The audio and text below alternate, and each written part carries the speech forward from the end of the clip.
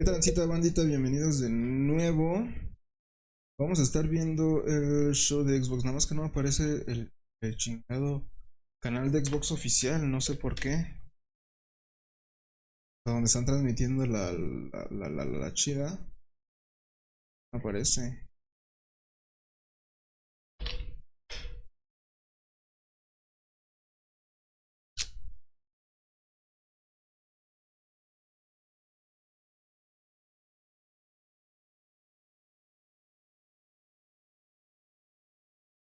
¿Este?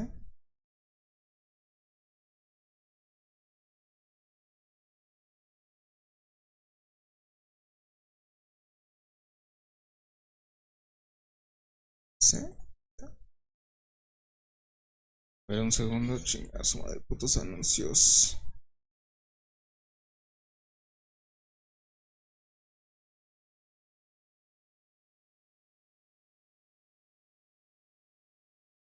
Ok, sí es este.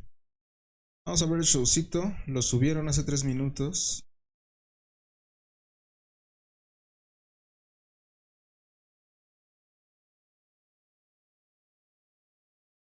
Es nada más esto.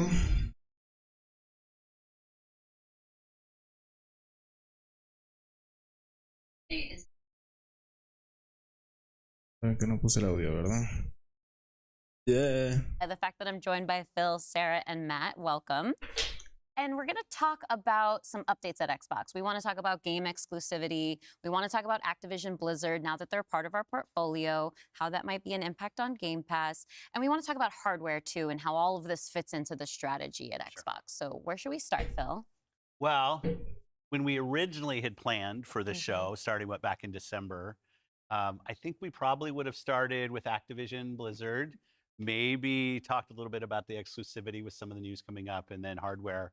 But we've had some unforeseen news that has come out. So let's just go and tackle the exclusivity question, because I know it's on the minds of a lot of people. We hear from the community, and that's an important input for us.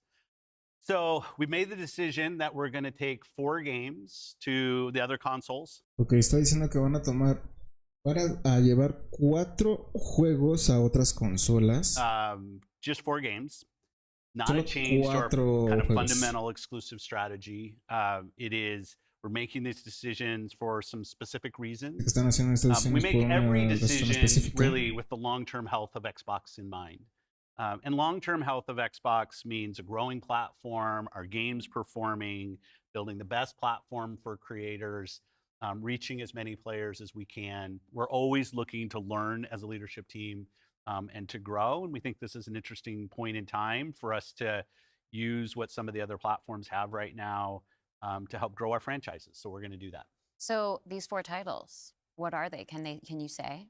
I'm not going to name those games. The teams that are building those games have announced plans that are not too far away. As we know, game teams put a lot of energy into their announcements with the partners. So I don't want to take anything away from those teams. So I won't be talking about the titles specifically, but I think when they come out, it'll make sense. Can we say if either of those titles are Starfield or Indiana Jones? They are not Starfield or Indiana Jones. Well, what was the criteria? Ok, acaba de decir que los equipos correspondientes a estos títulos pues están trabajando, ¿no? En desarrollarlos. Dice que no van a revelar todavía nada de estos 4 títulos que van a pasar a otras consolas, pero que no son ni Indiana Jones ni Starfield. And how the team was thinking about selecting those 4 titles. Let me start a little bit outside of that, and then I'll get to the 4 specific games that we're talking about right now. Is the fundamental decision driver for any decision that we make, anything we're going to talk about today, is the long-term health of Xbox. That we're running a growing platform that is reaching more players, that our games are having as much success as possible.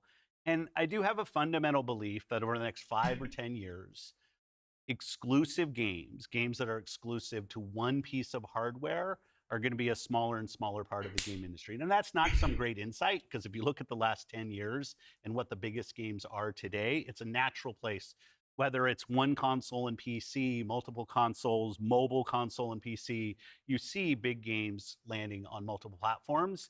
And we want to be a great platform for creators that are trying to realize that potential. But now back to the specifics of the question on these four specific titles. We looked at games that are over a year old. So they've been on Xbox and PC for a while. A couple of the games are community-driven games, new games that kind of first iterations of a franchise that have reached their full potential, let's say on Xbox and PC. There's always growth. Franchises that we obviously want to continue to invest in. Part of having the ability to continue to invest is that the businesses behind those franchises continue. We think it's important that these service-based games that have communities behind them, that they can have confidence that they're going to exist in the future. So two of them, kind of community-driven games that will end up on other platforms and give us the ability to continue to invest in them. We think that's great for the business and great for the communities, more players to play with. I'd say two of the other games are smaller games that were never really meant to be built as kind of platform exclusives and all the fanfare that goes around that. But games that our teams really wanted to go build, that we love supporting creative endeavors across our studios, regardless of size.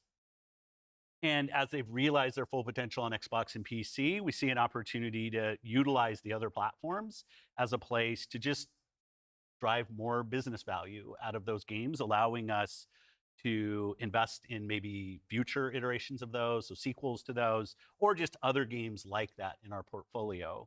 And when we don't damage Xbox and we can grow our business using what other platforms have and to help us with that, we're going to do that. And that's really the story behind these four games. And last thing I'll say, looking forward, I think there is an interesting story for us of introducing Xbox franchises to players on other platforms to get them more interested in Xbox. We think there's a good brand value for Xbox there. So 4 games, no promise beyond that. So if you're on those other platforms and you see these 4 games coming, please don't take it as some signal that everything's coming. It's not. And we're going to learn. So when you are thinking about the future and this concept of live service games, Pueden ver la cara de Phil, o sea, cuando se acerca se le ve de los nervios. Please don't Está take it as hablando, some vean, o signal sea, that everything's coming. It's not. cuando se queda And callado we're going to ahorita, learn. ahí. Ven esa cara, tiene como so when you are thinking about the future and this concept of live Como service muchos games that can nervios. benefit from bigger audiences, new audiences, how does that apply to future titles and how you're applying that criteria there?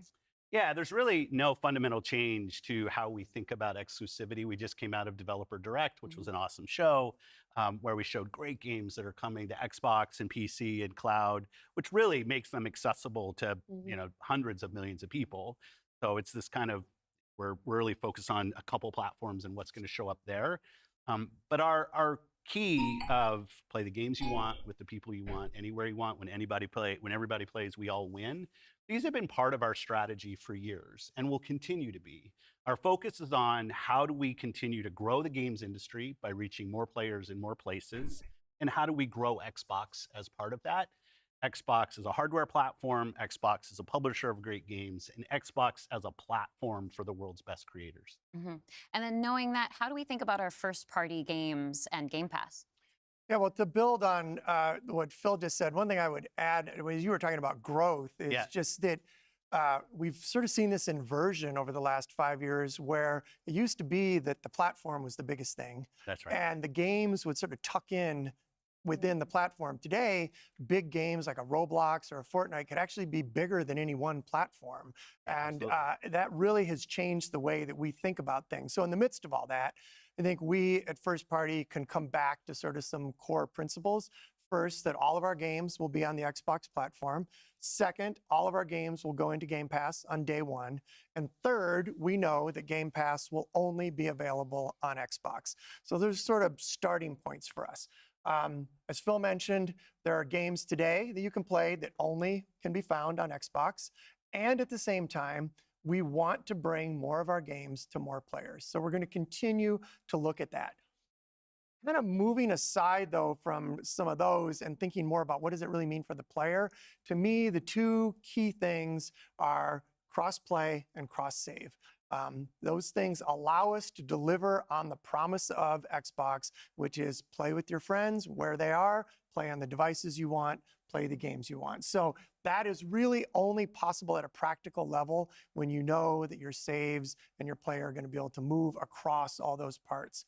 So not all of our games today are necessarily built to take advantage of that. There still will be some games that don't.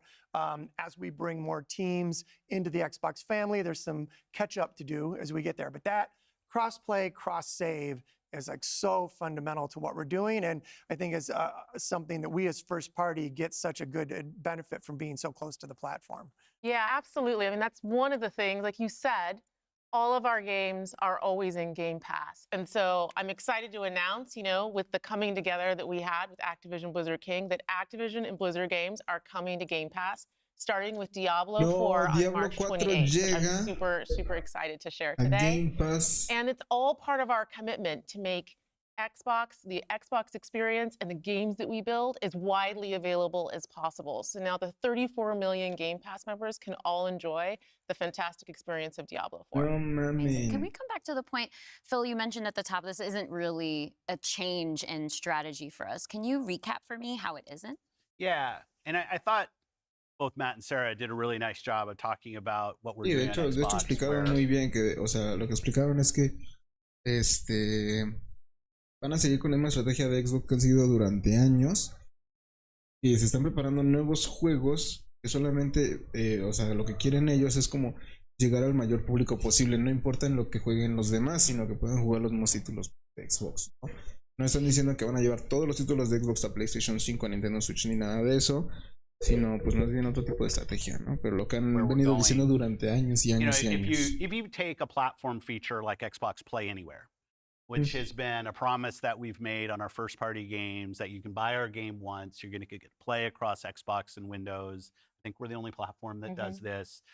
That makes it possible for you not only to play with your friends wherever they are, but to know that you actually have multiple entitlements to the games. I think that's a technology I would love to see applied to more platforms.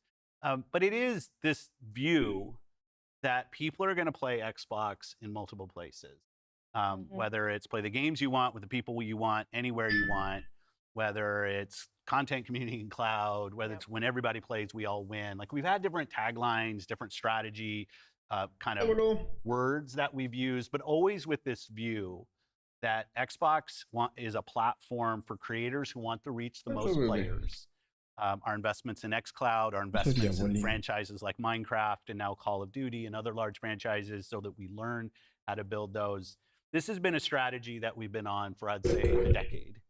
It's not about one device. It's not about games in service of a device, but rather the devices that people want to play on should be in service of making the games as big and popular as they possibly could be.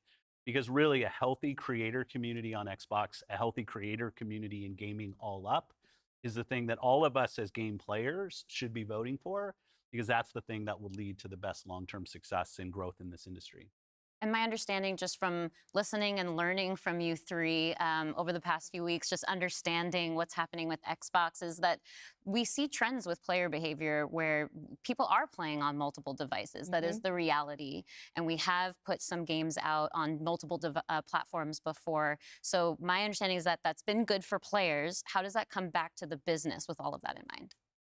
Yeah, as you said, we have shipped games on other platforms. In fact, realistically, if you look with the addition of Activision and Blizzard and ZeniMax, we're one of the largest game publishers on PlayStation. We're one of the largest publishers on the Nintendo Switch, especially when you put Minecraft into the equation as well. And now we're one of the largest publishers on mobile platforms as well. And that's not something that we want to back away from. We want to continue to be building great games that millions and millions of people can love, and that they can play those games where they want to go play.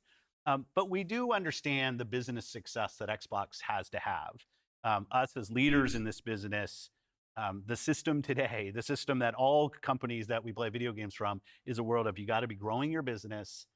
Growth in our Xbox business is critical to the long-term health of Xbox. Many people know I've been on Xbox for over 20 years. And I want to make sure Xbox is in the best position for the next 20 years. That means healthy player community, healthy creator community, and healthy business. So when we look at opportunities to allow more people to play, more people engage, more people to buy, more people to subscribe, it's all about putting Xbox in the best position. And our hardware is a critical component of that. The absolute best experience somebody has on Xbox is hardware that your team builds and that people play on. But that's not going to be everybody. We fully accepted that we're going to have Xbox players across all kinds of devices. So I think a lot of people think about 2023 as this incredible year for gaming. And in a lot of ways it was. There were some really amazing releases that I think we all enjoyed. But what were the signals behind the scenes that maybe indicated how we wanted to look at the future of Xbox and how we kind of keep up with the industry? Yeah, such a good question. And I think it's, as people who care about the industry, which I assume is people who are watching this, it was an amazing year. Some great launches, some of the games that I think will stand the test of time and people will be talking about a decade from now. But it's an industry that didn't really grow. And what happens when an industry doesn't grow? You end up with some job eliminations, which we had. We had even our own hard decisions to make about building a sustainable business for ourselves, but in no way were we alone in that. When you think about a healthy industry, I want players who... Ahorita están hablando de qué fue lo que pasó realmente con Xbox en el 2023, y no solo con Xbox, sino con la industria del videojuego en general, ¿no? Y, o sea, la chica esta dijo que había como crecido bastante la industria de los videojuegos, a lo que Phil le dijo sí, pero no, o sea, realmente no creció. Y pues qué pasa cuando la industria no crece, pues tiene que haber despidos y la chinita, ¿no? Que fue lo que apenas hizo Xbox. Believe that they will find the best games on the platforms that they love. I want people who invest their careers in working here to feel like this is a place that they can be successful.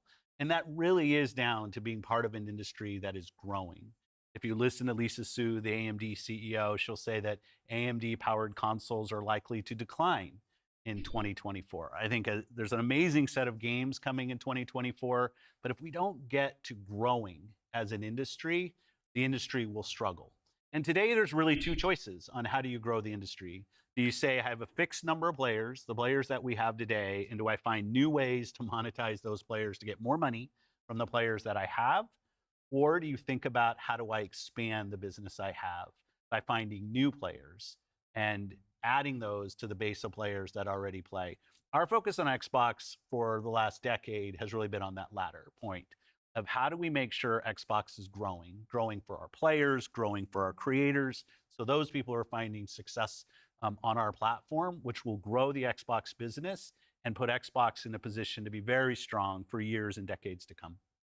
Matt, earlier you were talking about these growing gaming communities, how they're incredibly large and comparable on such a different level when we think about console audiences. Like you mentioned Roblox, you mentioned Fortnite. So how are we're obviously thinking about our responsibility, our hardware responsibility is supporting the growth of gaming communities. How has that actually shown up for the players? Are there other games we can speak to from our portfolio? Well, as Phil mentioned, I mean, two of the biggest ones for us, Call of Duty and Minecraft, I mean, they are driven just from the bottom up by the communities of people that play those games, which is so great. I think about it for the player community, it comes down to where are the friends, where are the people you play with, and then equally important is where have you built up your library of games, right? Where have you invested? Where's that library? I think those two things probably are some of the biggest influences on where people choose to play and what devices they choose to play. Yeah. When we think about, on the other side, the developer side, just any game developer wants their game to find the biggest audience possible. That's just the nature of building a game. You want people to enjoy and participate in what you've made. And I think we're in a unique position to deliver on that just because we are the platform. We build hardware, we've got a first-party games group, and then we've got a system that ties that together, that brings together your friends, your progression, your achievements, all of that. And I think that's really what has contributed to the momentum behind some of these communities. Yeah, absolutely. I mean, when you look at, just step back and you look at the history of the industry, we've moved from a place where it used to be that someone built and launched a game to accelerate hardware to actually the things we do with our hardware and with our platform are all in service of making those games bigger. And we think about that across all of the investments we make, the consoles we build, the investments we do with things like cross-play, cross-progression, the things that we're doing with cloud. How do we actually give more options to game creators so they can have the greatest success? I think one of the fun recent examples about this is actually Pal World. You know, Pal World was able to launch, they were a game preview, they launched in Game Pass, they also simultaneously launched in Steam. And through the combination of those things, you know, Pocket Pair was able to have this outsized success, and it was the largest third-party Game Pass launch ever. And that's all because we give creators options on how they can launch their games. We've got subscription, we've got retail, we've got free-to-play, we've got game preview, we have the consoles, we have our experience on PC, and they can access all of those things. And when we step back and we just look at the performance of our platform all up, we know it's working. We're at the highest level of users on console, the highest level of users on PC, the highest level of users on cloud ever.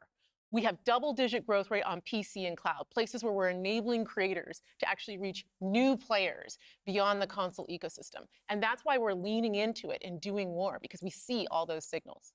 So we're talking about the role that hardware plays for creators, for the games and those communities. What about the role that hardware plays for us as a business, for Xbox? When we look at our hardware, it really is, and Phil said this earlier, it's where you get like the most flagship seminal experience of Xbox.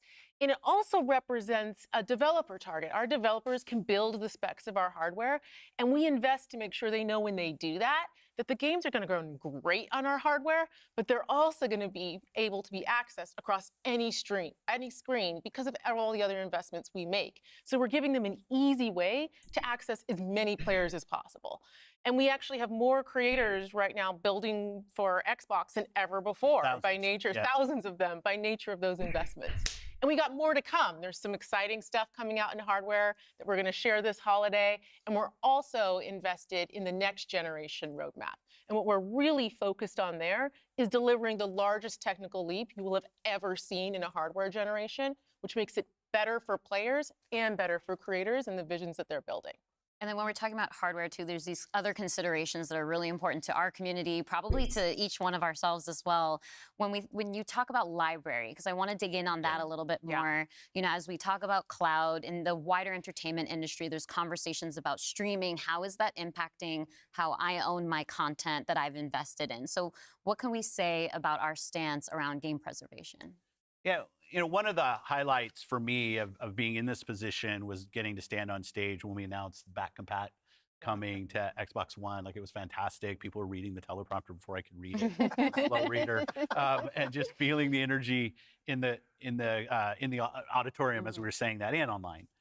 You know, one of the cues I think us as being part of Microsoft take is looking at Windows and how Windows over decades has maintained software compatibility with things that are built on it. Like, I can still go back and play some of the games that I love playing on Windows from decades ago, and it will still run. And we try to bring that same view to consoles. It's harder in console because the line between what the hardware is and what the game is in consoles is traditionally, it's tighter, which makes compatibility, you end up doing these generational compatibilities that we've built.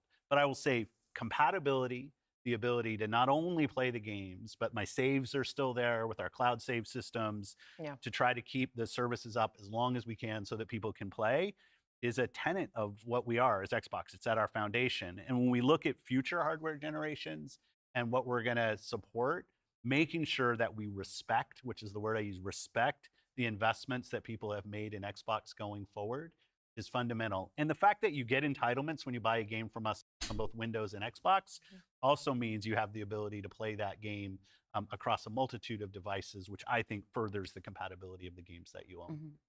Can we go back to what Xbox stands for today? I think we've pretty much covered all of the elements, but if you could break it down for me. You know, when you play on Xbox, what we're saying is you're playing on a platform where you know the biggest games in the world are always going to be. You're playing on a platform where you get to access Game Pass. And all of the games from our incredible range of studios will always launch in Game Pass day one. And you're playing on a platform that's dedicated to you, like player-first features, cross-play, cross-save, cross-progression, backwards compatibility, being able to play your games in your library anywhere you want because of the investments that we make in cloud gaming. And so you're playing somewhere where you're investing and you know you get to take the games forward with you and across all of the screens where you are. And I think most importantly, Xbox is a place where you know when you're investing in Xbox, you're investing somewhere that is dedicated to making games more successful and creators more successful so that they can invest more to bring even better experiences to you all of the time. Yeah, just that investment in the studios is so, and we feel that as part of first party with the platform proximity. You know, it's kind of amazing now to look out across all the studios we've got and just be reminded that we're now one of the biggest development organizations in the industry. What does that mean for players? It means that the biggest games are going to continue to come to Xbox. And this 2024, the year coming up, we've got more than 10 major releases coming up. Great stuff. Hellblade 2. We've got Diablo expansion. We've got Avowed, Ara, the Indiana Jones game.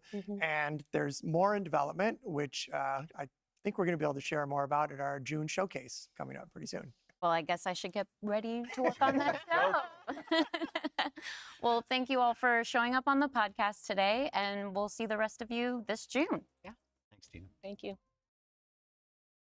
Básicamente dijeron lo mismo de siempre, ¿no? Que Xbox va a seguir por muchos y muchos y muchos y muchos años más. Que están desarrollando muchos juegos. Que en junio pues van a tener un Xbox Showcase.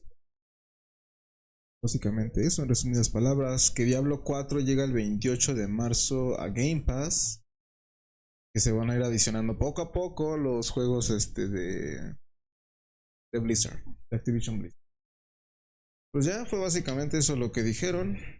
Todo chévere. Todo lindo, todo bonito. ¿No? Fue eso lo que dijeron estos manes, básicamente. No fue mucho. No fue poco ni nada, pero bueno. Bueno. Vámonos por el día de hoy. Ya acabamos. Streaming, todo. Entonces, pues nada, muchas gracias por haber estado aquí, por haberme acompañado estas 6 horas de stream. Ya no sé ni cuántas fueron. No fueron tantas, pero sí. Muchas gracias por haber estado aquí. Nos vemos mañanita en la mañana. Hoy en la noche no me podré conectar porque pues, tengo que trabajar en la noche. Pero pues muchas gracias por haber estado aquí. Nos vemos mañanita. Que pasen un buen día. Bye bye.